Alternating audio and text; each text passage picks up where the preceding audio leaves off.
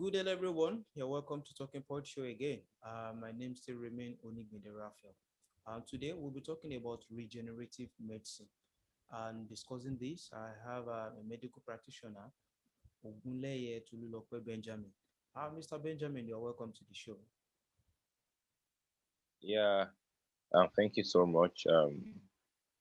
Good afternoon, everyone. As you said, I'm Ogunleye Benjamin. I'm a regenerative medicine expert, a stem cell therapist, a genetic and molecular medicine expert. Okay, thank you. You're welcome. So let's start this way. What is regenerative medicine?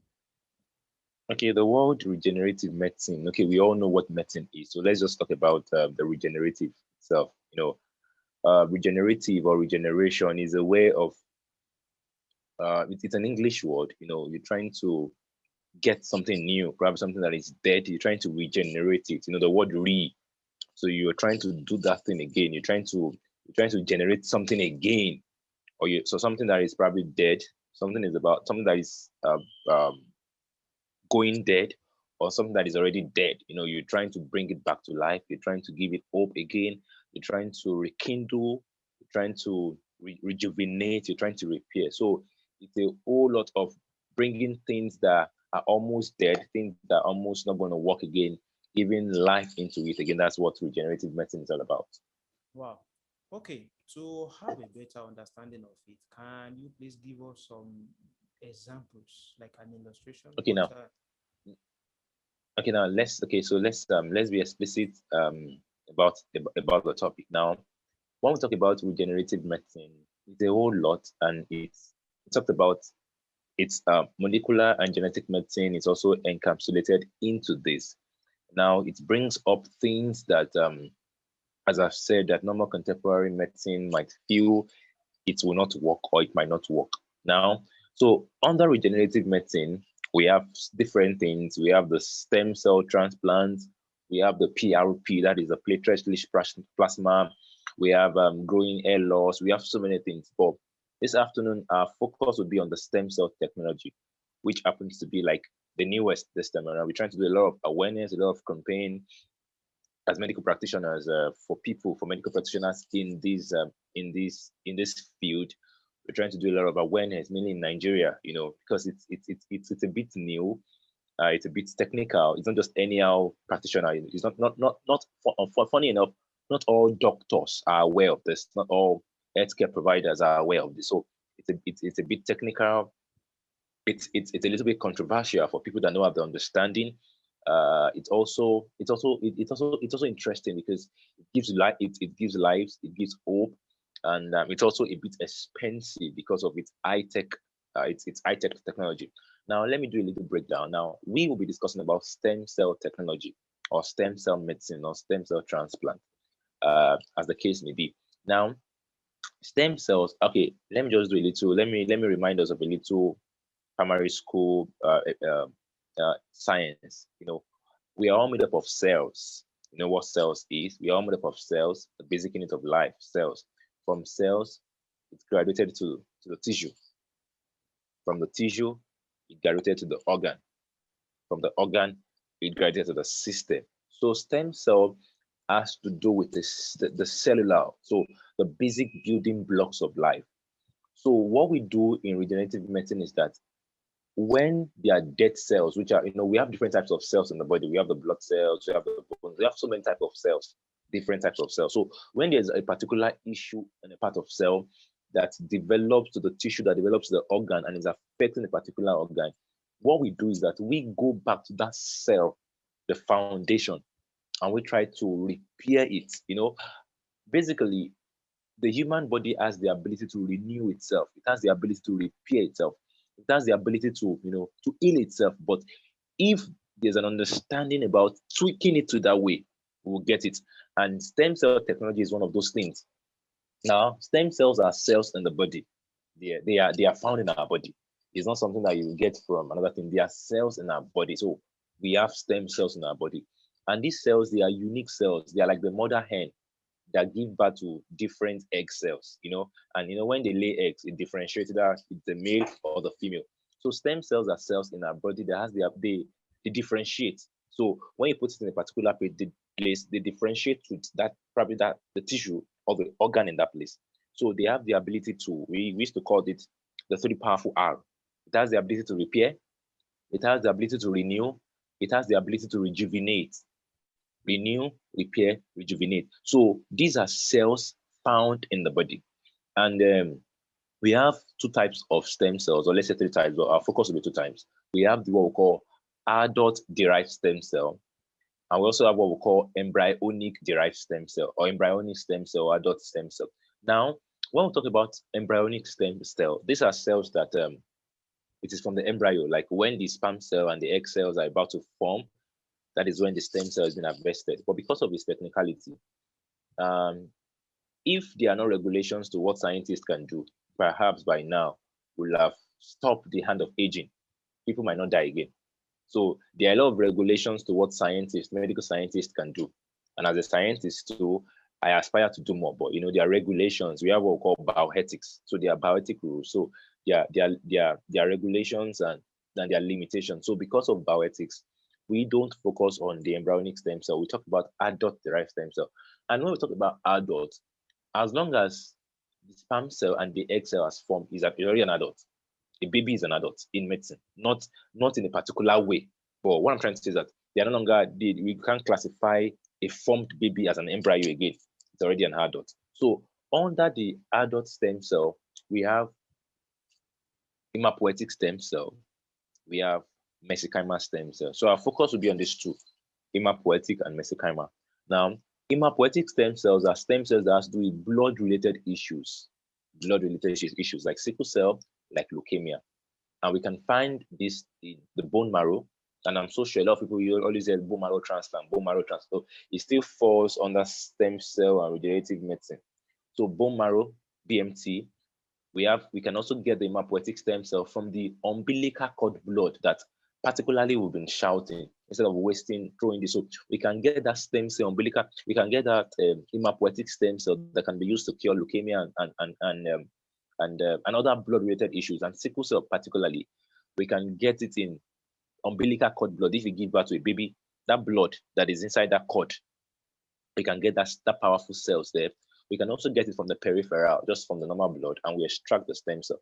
Now, the mesenchymal stem cells, which are mainly meant for neurological issues like stroke, spinal cord injury, other issues, or developmental issues like autism, like cerebral palsy, a lot of clinical trials are ongoing to some diseases like blindness, even COVID, blindness, and all the like. So these mesenchymal stem cells, we can get them from fat from our body, fat, the the fat in our body, adipose. We can extract that stem cell from it. We can also get the mesenchymal stem cells from the bone marrow too. We can also get it from the bone marrow, and we can also get it from the cord tissue. That happens to be one of the cord tissue. So after removing that blood from the cord blood, remove that blood from the cord, that cord tissue, we can use that to cure presently over 80 known diseases.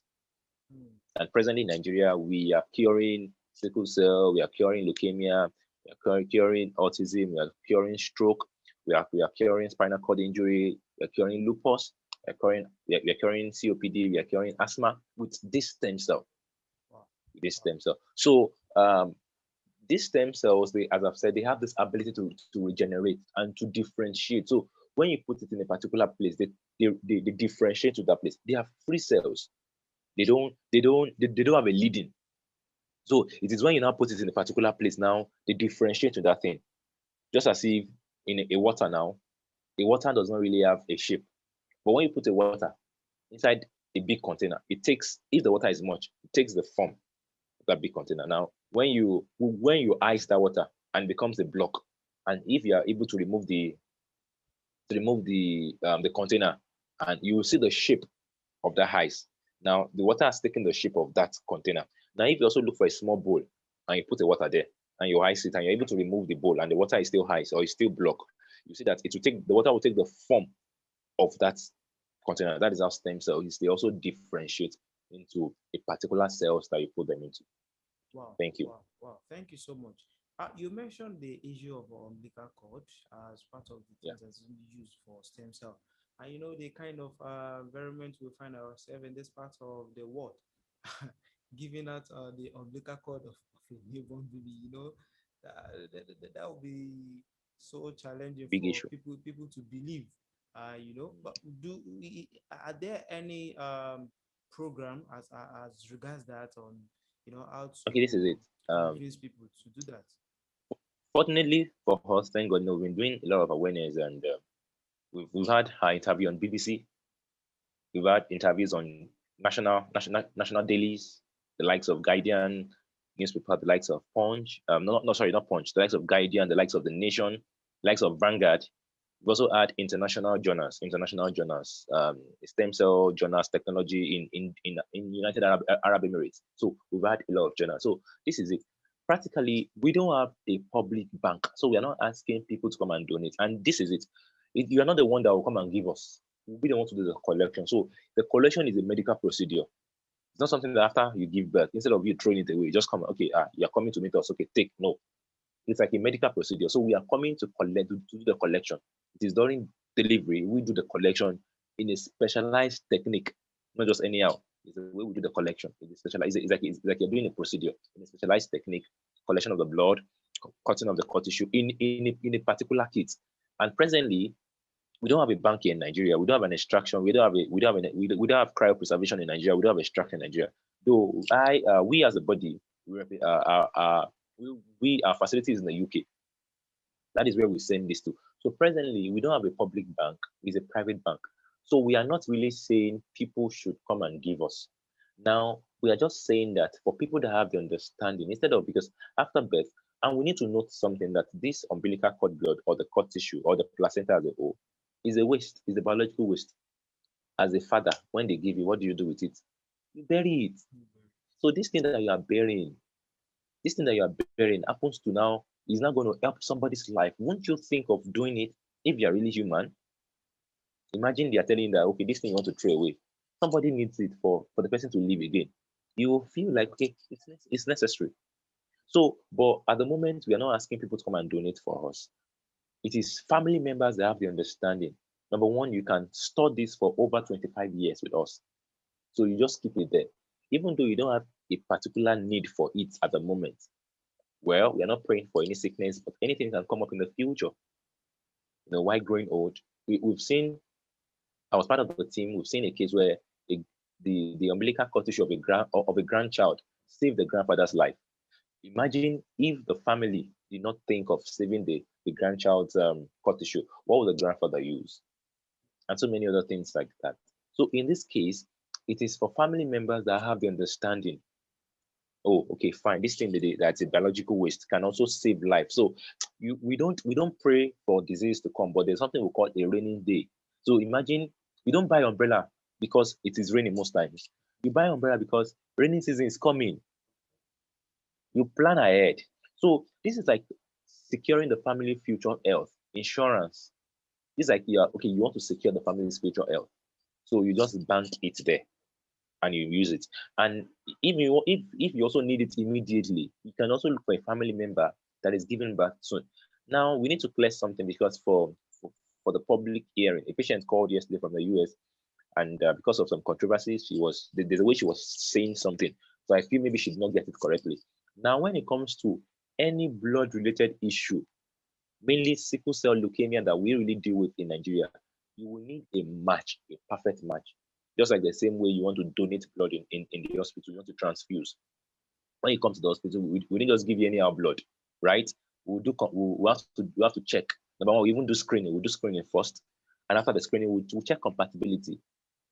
If this blood is compatible with this other blood, so that we have antibody and antigen. If they don't, there will be trouble. So that's the same way with stem cell transplant for sickle cell and leukemia.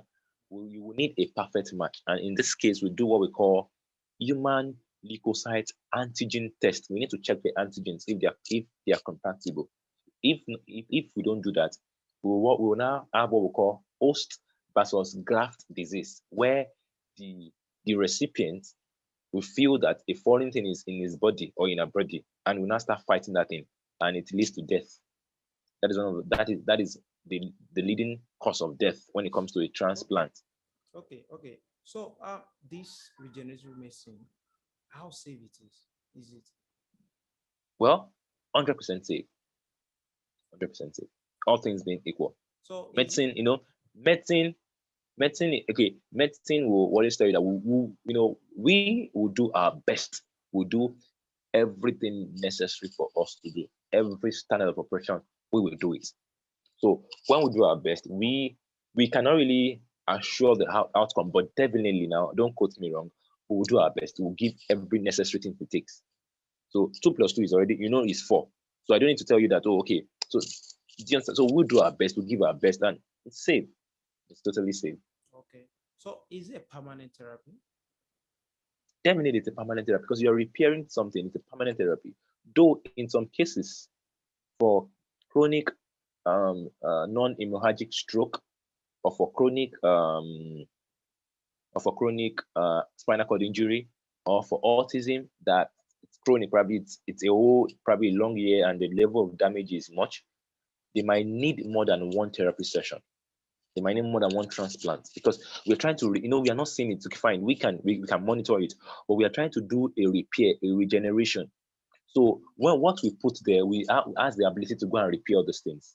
So let's say something that has been damaged for a whole period of 25 years, it might, a whole session, and the way our body responds to biologics, the way our body responds to stem cells differs.